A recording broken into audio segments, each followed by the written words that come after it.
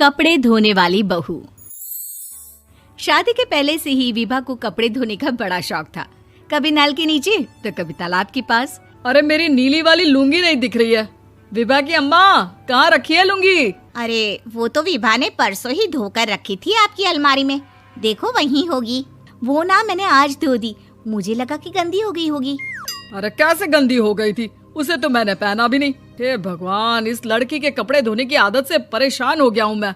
जितना तो घर में राशन नहीं आता, उससे कहीं ज्यादा डिटर्जेंट पाउडर का खर्चा है। इसकी शादी करवा दो, शादी जाए अपने घर में ही करे काम, फिर चाहे घर के कपड़े धोने हो या पूरे गांव के। हाँ ठीक बोल रही हूँ, देखता हूँ मैं कोई लड़का। वो दिन भी आ जाता है जब विभा को देखने लड़के वाले आ जाते हैं। लड़की मुझे अच्छी लगी। होने वाली सास कहती है, बेटी अगर कुछ पूछना है तो पूछ लो।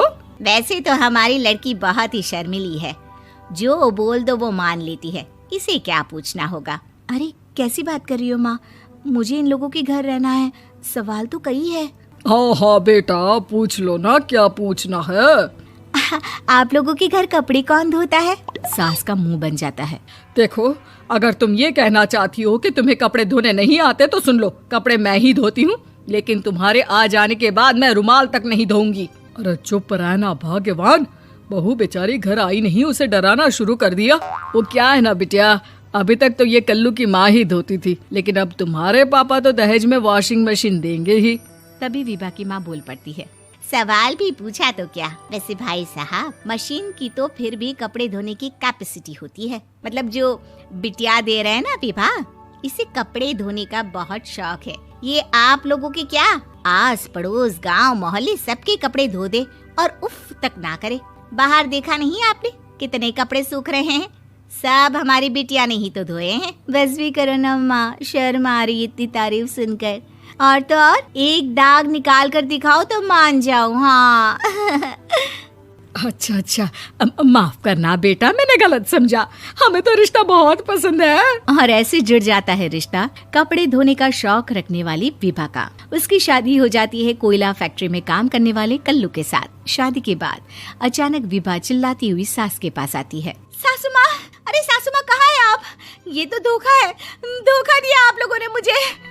इसे ससुर के चक्कर के बारे में पता चल गया। अरे तो उसमें तुझे क्यों धोखा मिला है? अरे नल में पानी नहीं आता, कपड़े कैसे कब धुलेंगे? अच्छा, तू पानी नहीं आ रहा उसकी बात कर रही है। तो आपने क्या सोचा? कुछ नहीं। अच्छा, तेरी माँ ने कहा था कि कपड़े धोने का शौक है तुझे, याद आया मुझे।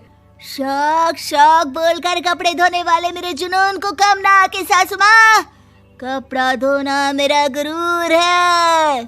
तभी पति भी वहाँ आ जाता है। अभी मैंने इसे सनी देओल की फिल्म दिखाई है, उसी के डायलॉग मार रही है माँ। अच्छा सुन, साफ साफ बता रही हूँ, पानी सुबह 4 से 6 और शाम को 10 से 12 आता है, समझी? विभा टाइमिंग सुनकर हैरान हो जाती है। ये क्या भूतों का मोहल्ला है? सुबह 4 बजे उठकर कौन कपड़े धोता है? 4 बजे टंकी में पानी जाता है, फिर सारा दिन धोना ना, किसने मना किया? अरे कैसी बात कर रही हैं? 200 लीटर की टंकी में कितने कपड़े धो लूंगी मैं? सुबह ही उठ जाऊंगी मैं। अब क्या था, विभा सुबह 4 से लेकर रात के 12 बजे तक कपड़े ही धोती रहती। एक रोज सास पड़ोस से निकलकर कहीं जा रही होती है कि साथ वाली कहती है, हाँ कल्लू की माँ, जरा ये बताओ कि 2 साड़ी है, 2 ब्लाउज और एक पेटीकोट और एक नाड़े वाला लंबा कच्छा। हाँ तो? अरे तो क्या, कितना लोगी धुलाई ये बताओ। धोबन दिख रहे हैं हम क्या? हमारे पति सरकारी नौकरी से अभी रिटायर हुए हैं और बेटा सुपरवाइजर है कोयला फैक्ट्री में। धोबन समझ रखा है हमें?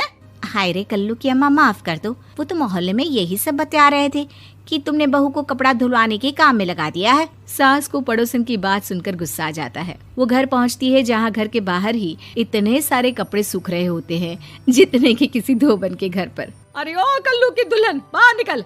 माँ जी यहीं आ जाओ, बाथरूम में चादर धो रहे हैं हम। अरे अभी हम धोते हैं, तुमको बाहर निकलो। ये आस पड़ोस वाले बोल रहे हैं कि हम बहू से कपड़े धुलवा कर उसे कपड़ा धोने वाली बना दिए हैं।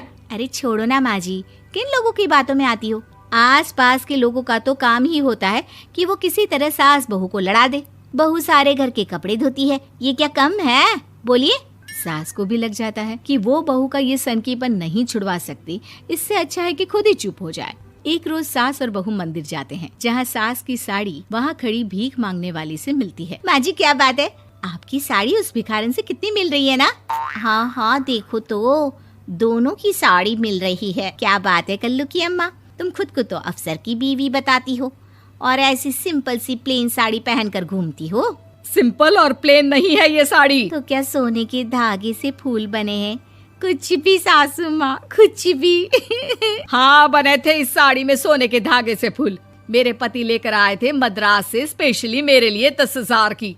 ताहे भाई साहब इस भिखारन के लिए भी सेम टू सेम साड़ी लेकर आए होंगे 10,000 की। सास उस वक्त कुछ नहीं कहती, लेकिन बहू के साथ घर आती है और अलमारी से एल्बम निकाल कर लाती है। ये साड़ी देख रही है, ये वही साड़ी है जिसे मैंने अभी पहना था। इस साड़ी में ये जो चमकदार फूल दिख रहे हैं ना, ये सोने के धागों से काढ़े गए हैं। लेकिन तू लोकल वॉशिंग मशीन ब्रश से घिस घिस कर सारे फूलों को निकाल कर साड़ी प्लेन कर दी। मुझे माफ कर दीजिए सासू माँ। और तो और, जब मैंने तुझे तेरी गलती के लिए कुछ नहीं कहा, लेकिन तूने तो सबके सामने मेरा मजाक ही बना दिया। क्यों? बहू को समझ में आ जाता है कि अब से उसका कपड़े धोना बंद।